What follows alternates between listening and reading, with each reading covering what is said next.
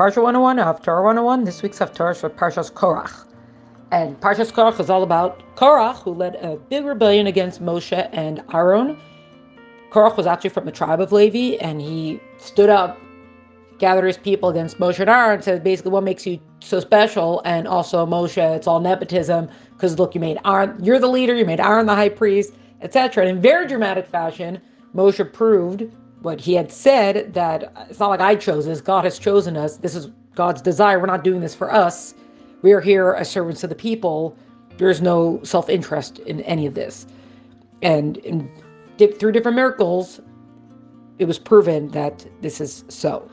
This week's Haftarah is from the book of Shmuel, book of Samuel 1. There's two of them, so this is book of Samuel 1, and it's all about crowning the first king of the Jewish people. And the first king of the Jewish people was Shaul, Saul, and he was actually crowned originally, and it took time to gain support for him, or he was anointed and it took time to gain support for him. And then this week's Haftarah is about the recrowning, the re-anointing, that now people are ready to accept him. He had led a great military victory. Someone was like, oh yeah, he's definitely the guy. So now Samuel the prophet, Shmuel Navi, is going to do a big crowning ceremony for King Shaul, that everyone's going to accept him. But the focus is actually not specifically on the crowning. It's about the message that Samuel has to the people first. So they all get together at this place called Gilgal, and he says, everyone here who can attest to the fact that I've been a faithful servant to all of you. I've never took anything for myself. I haven't harmed anybody, etc. Which is actually an echo of things that Moshe said when Korach stood against him. Like, I haven't taken from the people. Nothing was for my own self-interest, etc., etc. Samuel says the same thing. If anybody can say that I've not been a faithful servant, or that I did anything in my own self-interest, or I took for myself, stand up, no one speak. And of course, there was no one who could claim that. So he said, good, now that we've asserted this, now listen to what I've got to say. What you've done is wrong. The Jewish people had been led, since entering the land of Israel with Joshua, they entered into the time period of the judges. For about 400 years was the period of the judges, where different times, the people generally united over a judge who was considered the leader of the Jewish people. And they came at different kinds of people from different tribes at different times.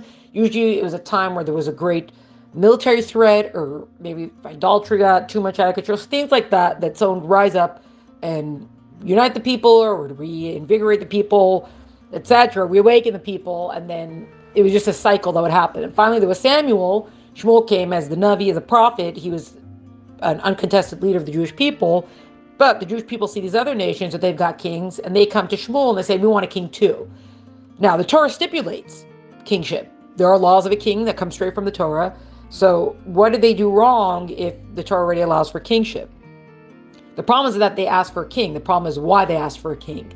Because first of all, God is the king. God is our king, and that should be kingship enough for us. Like, God is the ultimate king. We don't also need a human king. But they came to ask for a human king because they want to be like the other people. Not for, hey, if we have a king, we'll all unite. He's going to better us as people. He'll be a spiritual guide and leader for all of us. That's a good reason to ask for a king. That was not why they asked for it. So that's why Shmuel Navi is telling them off now, of saying, look, ever since from the beginning, God has always been here for you. And anytime the people turn astray, then God had to do a little bit of a reset the course kind of thing. He sent different judges to realign everybody with the correct way of things. But from the outset, it's always been God, the ultimate decider, and your actions that decided it. Whether you all did what you were supposed to do or not, it didn't necessarily matter who was the leader or not. Or you could see that the leader was all about who led you toward greater spiritual heights versus someone who didn't. That's what it's always been about. It's not matter if you call it a king or a prophet or a judge. That's a detail. That's not where the emphasis lies. So yes, you should have a Jewish king now. God's going to give it to you. You requested it. Different takes on it. One take is just, well, obviously you need someone who's going to be a good guide and mentor to you if you're coming to ask for the wrong reasons. But the general message is here that it's not about whoever's in control. It's not about a government, etc. It all comes back to God. And Shmuel actually ends, like you see now, we're in the summer harvest time.